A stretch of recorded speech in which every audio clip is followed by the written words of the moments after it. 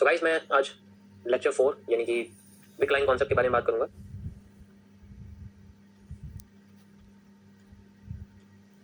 ये बहुत important area है क्योंकि जब भी हम लोग किसी कैंडल्स को समझते हैं तो हमें इसको सबसे पहले आइडेंटिफाई करना चाहिए।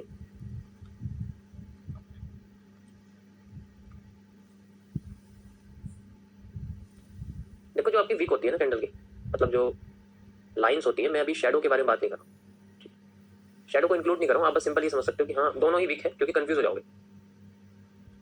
लाइक कोई भी हमारे पास कैंडल है, मैं आपसे कहता हूँ कि जैसे एक हमारे पास एक हैमर है और इसके ऊपर भी एक लाइन बनी हुई है। हमारे पास एक इन्वर्टेड हैमर है, इसके ऊपर लाइन ज़्यादा बड़ी है, नीचे की छोटी, और एक हमारे पास स्पिनिंग टॉप है जिसके पास ऊपर और नीचे दोनों तरफ लाइन बनी है। तो इनमें सबसे इंपॉर्टेंट क्या है कि जो इनके ये होते हैं और जो नीचे वाली लाइन होती है, इन दोनों में थोड़ा फर्क होता है। फर्क इस तरीके से, जैसे मैं आपसे कहता हूँ कि ऊपर का जो एरिया होता है ना, वो मार्केट में एक प्रेशर को बताता है।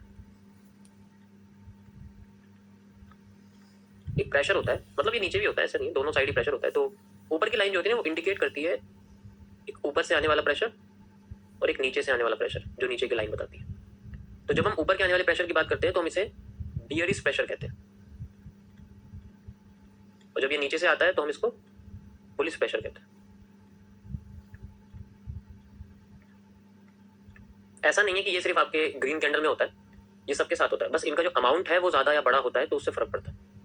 हम एक सिंगल कैंडल को देख के भी आइडेंटिफाई कर सकते हैं कि किस कैंडल के पास कितना प्रेशर है, लेकिन वो ट्रेंड में कहाँ बनी हुई है, ये सबसे इंपॉर्टेंट होता है। लोकेशन तो आपको पता है सबसे ज्यादा इंपॉर्टेंट है। सेम इसी में अब आप यहाँ देखोगे तो यहाँ आपका जो बियरिश प्रेशर है वो बड़ा है और जो बुलिश प्रेशर है वो छोटा है। तो इसलिए हम लोग इन्वर्टेड हैमर को एक बियरिश पैटर्न कहते हैं और हैमर को एक बुलिश पैटर्न कहते हैं। स्पिनिंग टॉप के पास बियरिश और बुलिश दोनों प्रेशर क्या होते हैं, इक्वल होते हैं। और जब ये इक्वल होते हैं तो इसलिए इसकी कोई अपनी डायरेक्शन नहीं होती, ये डुअल डायरेक्शन होता है। ये ऊपर भी जा सकता है, ये नीचे भी जा सकता है, डिपेंड करता है कि इसका कौन सा प्रेशर पहले फिल हुआ। अगर जैसे मान के चलो मार्केट ऊपर जा रही है तो यहाँ से ऊपर वाला प्रेशर एलिमिनेट हो गया तो मार्केट की डायरेक्शन ऊपर हो जाती है, एंड देन फिर वो ऊपर जाना शुरू कर देती है। इस तरीके से हमारी स्पिनिंग टॉप जैसे यानी कि जो डुअल डायरेक्शनल कैंडल होती है, जिनके प्रेशर इक्वल होते हैं, इसलिए बोलते हैं इनको। अब अगर सेम मैं आपसे बोलता हूँ, जैसे मेरे पास रेड कैंडल का है, तो उसमें भी कोई फर्क नहीं पड़ता, वो भी सेम है।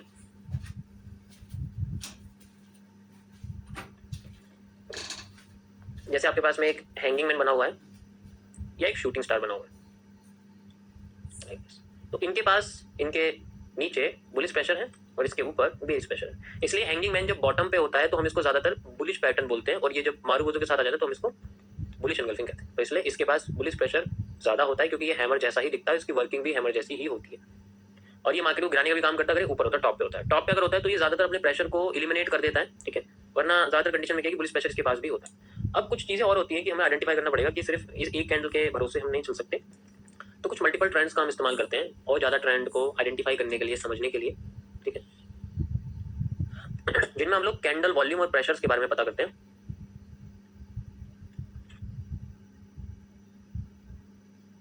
कैंडल वॉल्यूम बेसिकली आपका, और जो प्रेशर है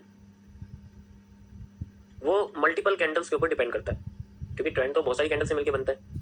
तो जैसे मैं आपसे कहता हूँ कि मेरे पास एक बियरिश ट्रेंड बन रहा है यहाँ पर, इसके नीचे छोटी सी विक है और मार्केट जैसे जैसे नीचे आ रही है उसकी विक नीचे से बड़ी होती जा रही है और बड़ी होती जा रही है, और फिर बाद में वो और बड़ी हो जाती है, उसकी बॉडी छोटी हो जाती है, ठीक है।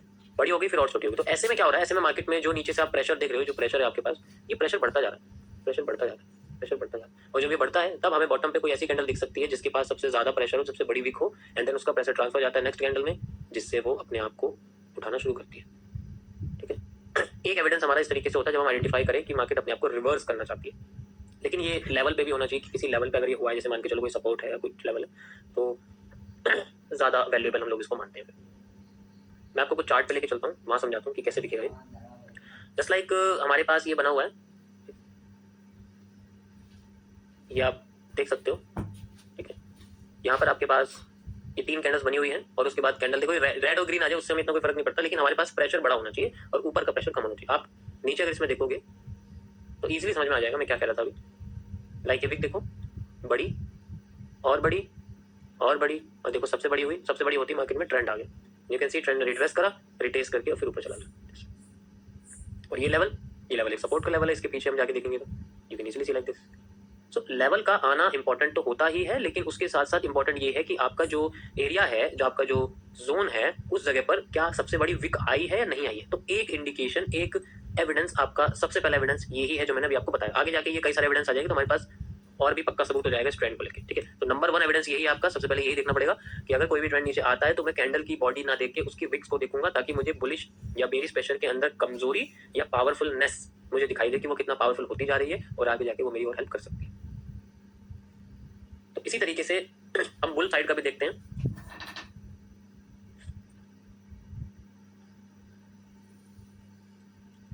बुल साइड का ऐसे, जैसे मेरे पास यहाँ ट्रेंड बनता जा रहा है लाइक दिस, फिर ऊपर से और बड़ा होता जा रहा है, एंड देन इसकी बॉडी छोटी होती जा रही है, और बड़ा होता जा रहा है, एंड देन ऊपर जाके मान लीजिए छोटा हो जाता है या और छोटा जाता है, कैंडल बदल जाती है, एंड देन वहां से रिवर्स करके मार्केट अपने आप को नीचे लाना शुरू कर देती है। तो यहाँ पर भी सेम केस है कि यहाँ पर भी हमें कोई जोन चाहिए ताकि ये चीज हो सके। और यहाँ पर आप देख सकते हो ये प्रेशर्स, चार्ट पे दिखाता हूँ आपको। ये देखो आपके सामने लाइव यहाँ पर बना हुआ है, एंड बड़ा, छोटा, बड़ा और बड़ा जोन आया, ठीक है।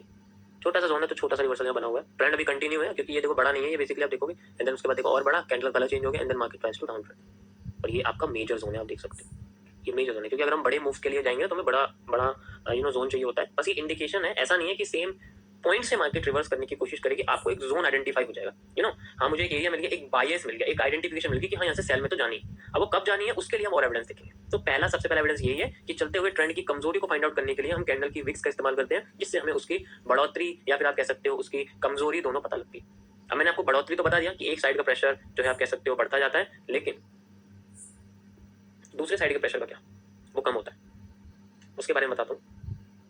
तो जैसे मैं आपको यहाँ बताता कि जैसे जैसे ट्रेंड ऊपर चलता जाता है लेकिन हमारे पास ऊपर ये विक नहीं आई है, तो ऐसे केस में हम लोग नेगेटिव प्रेशर्स का इस्तेमाल करते हैं। कैंडल वॉल्यूम प्रेशर का दूसरा पार्ट है ये, इसे हम नेगेटिव प्रेशर बोलते हैं। Got it?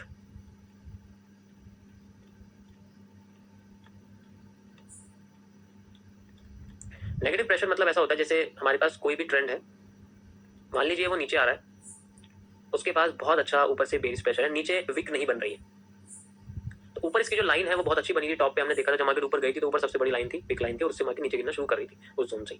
उसके बाद ये लाइन धीरे धीरे करके ना अपने आप को छोटा करने लग जाती है, कभी कभी हमें नहीं दिखती है, शायद एकदम जीरो हो जाती है, फिर एकदम से हमें दिखती है और वो पहले वाले से थोड़ी सी छोटी हो जाती है, और ऐसे करते करते ट्रेंड अपने आप को खत्म कर देता है, जीरो कर देता है। तो मतलब देखो आप, ये कम और कम और कम और कम होती जा रही है, और ऐसे में क्या हो रहा है, ट्रेंड फिर से अपने आप को कमजोर कर रहा है, एंड देन रिवर्स करने के लिए तैयार बैठा। ऐसे में नीचे की साइड भी आ सकती है, एंड देन मार्केट फिर से अपने आप को ऊपर लेके जा सकती है। तो ये हिस्सा हमारे को जोन में चाहिए किसी, हमारे किसी सपोर्ट पर। तो ऐसे में हमारे नेगेटिव प्रेशर शुरू होते हैं, मतलब अपोजिट साइड के प्रेशर जो कि कमजोर होने लग जाते हैं। जब हमें नीचे नहीं दिख रहा तो हम ऊपर की कमजोरी को देखेंगे, और अगर हमें ऊपर नहीं दिख रहा हम नीचे की बढ़ोतरी को देखेंगे, नीचे की ग्रोथ को देखेंगे, कि उसकी जो कैंडल रूट्स जिन्हें हम बोलते हैं, जो आगे मैं आपको बताऊंगा क्या होता है, वो हमारे को बड़ी होनी चाहिए, वो विक्स हमारे को बड़ी होती होनी चाहिए। एग्जाम्पल के लिए मैं यहाँ पर आपको इसमें दिखाता हूँ, you can easily C like this. ये देखिए आप, ठीक है, यहाँ पर आप देख सकते हो ये बड़ा था, ये थोड़ा सा और उसके जितना, फिर छोटा हो गया, फिर देखो और छोटा हो गया, एंड देन जीरो।